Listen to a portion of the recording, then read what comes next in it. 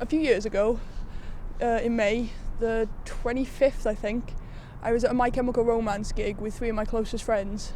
I'd been wondering for a while why I didn't seem to belong with my group of friends, but I finally admitted it to myself that day. The day started as normal. I was late for school just to avoid certain people in the corridors. The weather outside was awful. It was raining and blowing with wind.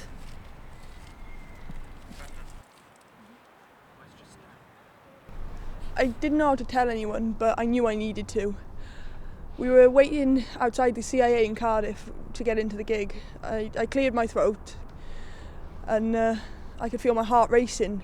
I've always been really nervous about being different, but I knew that if I didn't say anything, I would regret it.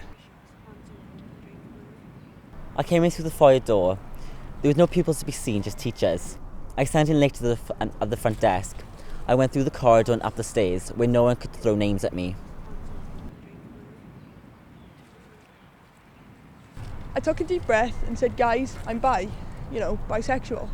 They could tell how nervous I was and in turn told me how stupid I was for being so nervous. Nothing had changed, they were still as close to me as ever. It wasn't so much that I knew she was gay, I just had a feeling when she was quite young, around about 7. And I know most people think that's strange, but I do think a mother's instinct comes into play. And I used to tell people, when she grows up, I think she's going to be gay. When she actually then came out and said she was gay, I said, well, I know, and I have known for quite a long time. And I'm not quite sure if she was disappointed that I didn't yell and rant and rave, because as far as I know, most other parents do. In fact, I know a lot of kids have a lot of trouble with their parents. They get thrown out of the house. People don't understand it.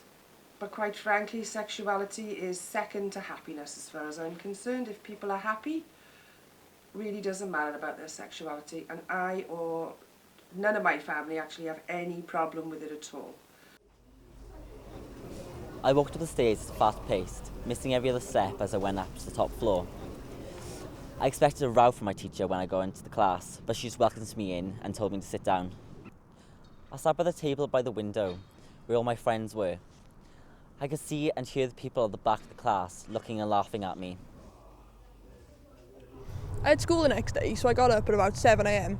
My mum was yelling at me, telling me I was going to be late.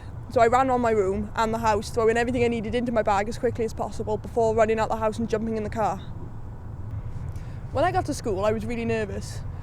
I don't fit in much at school as it is, but coming out as being bi is just another thing on top of that. I didn't know who to tell next, so I decided on my good friend who was not at the gig. After confiding in him, I headed for my first lesson, which was English. I took out my MP3 player, put my left earpiece in my ear with my right one uncovered so I could talk to my friends. In the matter of 5 minutes, the bell rang. I packed up my stuff slowly, just in case anyone was outside my classroom door waiting for me. My lessons were 50 minutes each. That's 50 minutes for my sexuality to become the talk of my year group.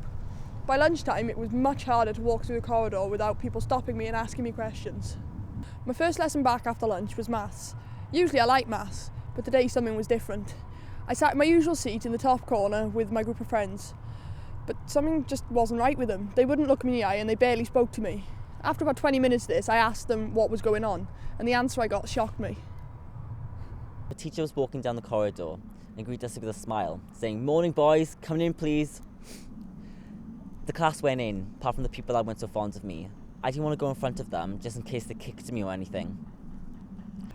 They explained to me that a rumour was going around that I had a crush on one of my best friends. This was never true, but unfortunately because of that, she stopped speaking to me, and after a while we drifted apart. By the end of the day, I'd had enough. I followed my usual route down to the bus stop, and I realised I was being followed by some of the people from the lower years.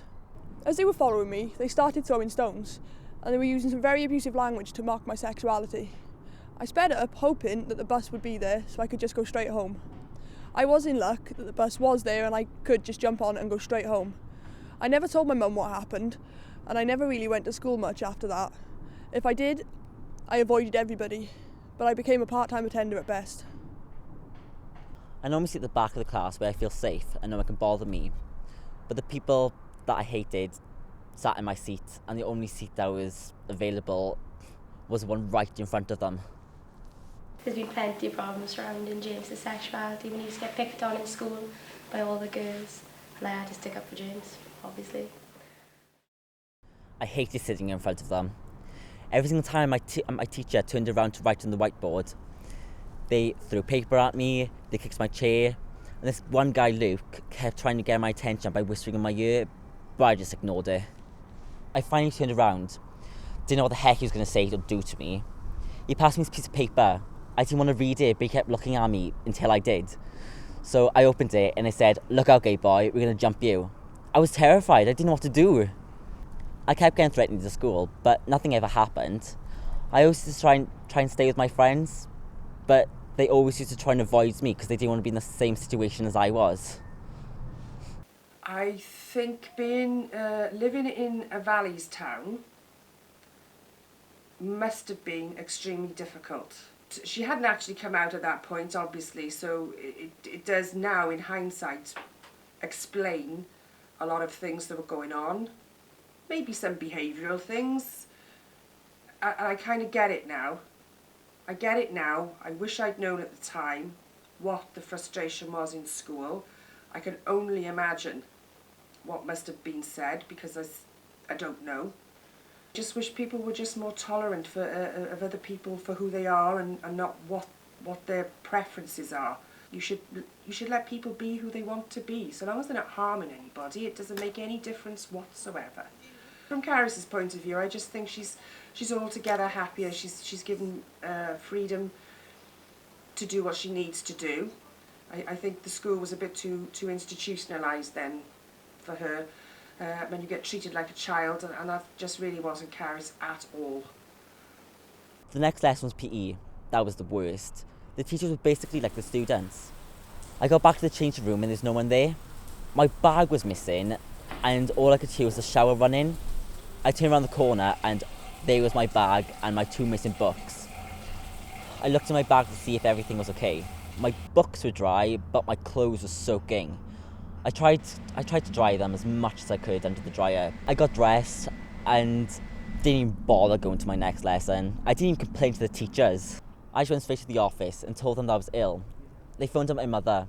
She took me home and I didn't even bother going back to that school ever again. James has become a lot more confident being in college, because in school he got picked on an awful lot by all the boys. I think college is more accepting than school, because you can be free. The transition to college was a much better move for Carys. There were more people with sexuality issues, and I think it's a more grown-up environment, and they're far better able to talk about it amongst themselves. She's got a lot of friends who I know. It's just made such a difference to her whole demeanour, how she thinks about things. I even think she's a bit more tolerant of other people now. And that just makes her whole life much happier. She's definitely happier. And she's got a little brother who loves her, who probably adores everything she says and does.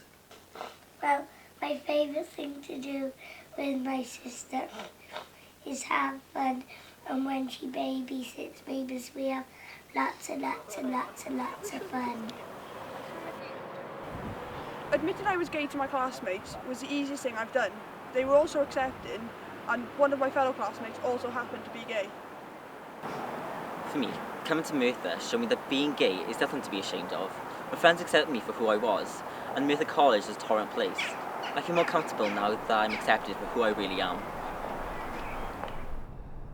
A few years ago, in May, the 25th I think, I was at a My Chemical Romance gig with 3 of my closest friends.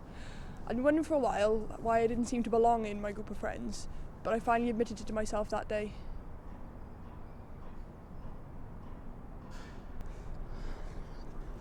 A few years ago...